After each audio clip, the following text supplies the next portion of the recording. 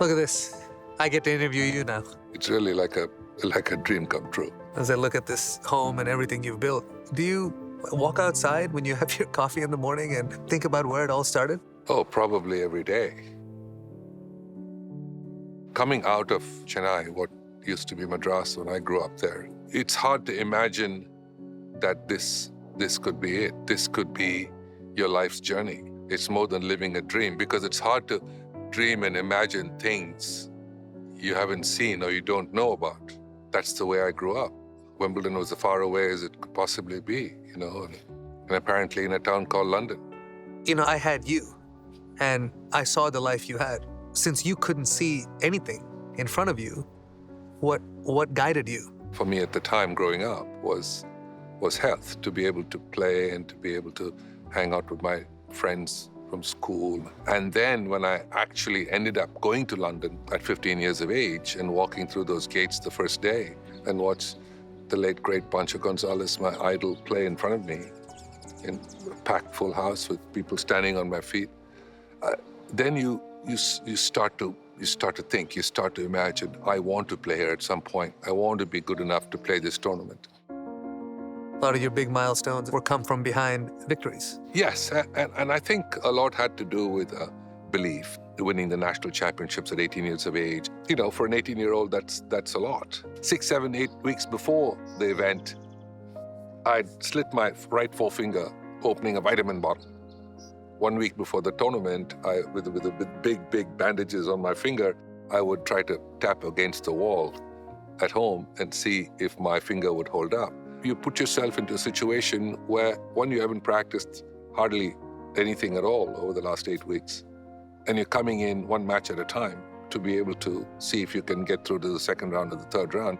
And the next thing I knew, I played the great Ramanathan Krishnan in the final of the national championships. Wimbledon semi-finalist. Yes. Semis of Queens. Oh, by a long shot, the greatest player we've had prior to the Open era. He won the first set, and then I won in 4 sets. Came back an hour later, and we played the #1 team in Indian doubles, Anand and I, and won 7-5 in the 5th. And you wonder why those things happen. It started to make me believe even more that, yes, it has to do with work and discipline and support and all of that. But at the end of the day, there's something much, much higher than that wants you to do something in this space. You take that confidence, you become India's best, you go play internationally. But it didn't go great when you went to the US. We were invited because we were #1 and 2 in India. Not because we were good enough internationally, but because we were #1 and 2 in India. This was well before the ATP rankings as we know it today.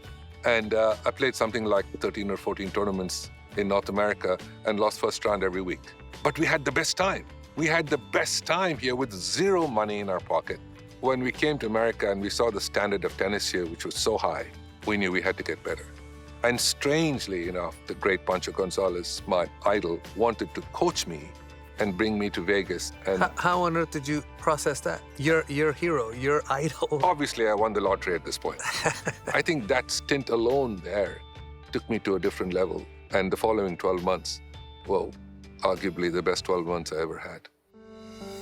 I won a great tournament in Hong Kong, the Hong Kong Open, beating 4 members of the Australian Davis Cup team, one behind the other. That was the first year I made the quarters at Wimbledon, and then came to America and then had a tremendous run beating Laver and Connors and a couple times and winning tournaments and being live on television on network in the US, which had never happened to an Indian before. So as this happens, you're bringing acclaim to India, to Asia. It's not just the level to which you're reaching, but quite frankly, it's a completely white sport.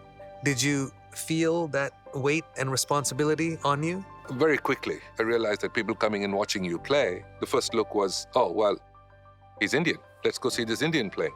But then, as they got to know you, then they perhaps got to know who I was. But first look, you're always going to be an Indian. So for me, that started to matter more than anything else, that it was important for just not for me, but for every Indian who came to America to make a better life. That was the front page. Your wedding made the front page. That's wild.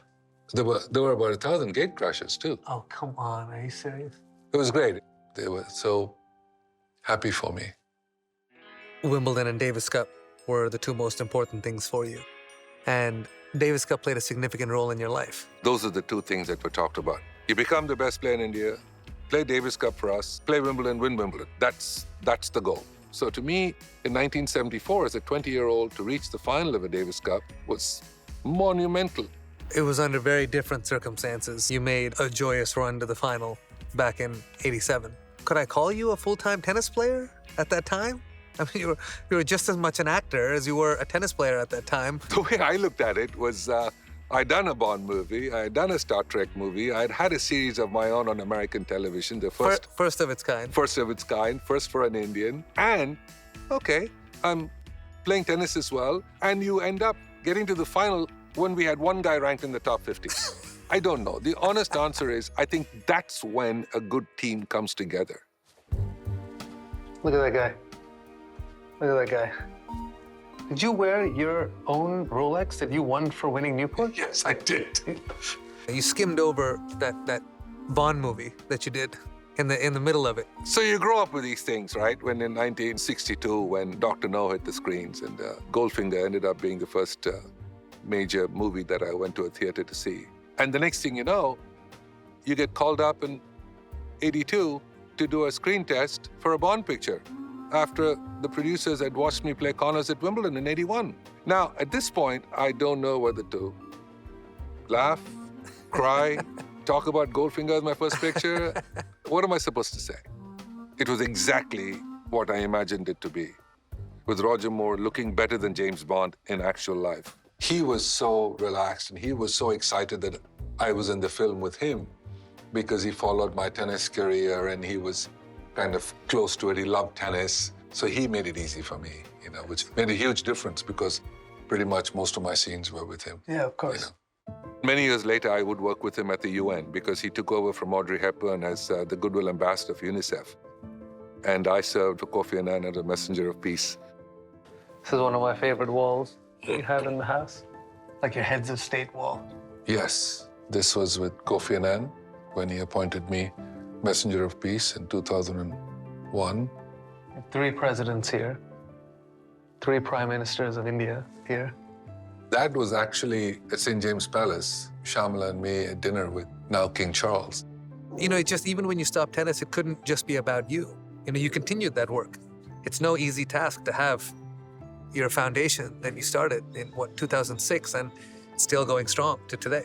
I think what I wanted to do after my 6.5, nearly 7 years at the UN was to be able to continue the work and see if I could be able to help charities on the ground in India.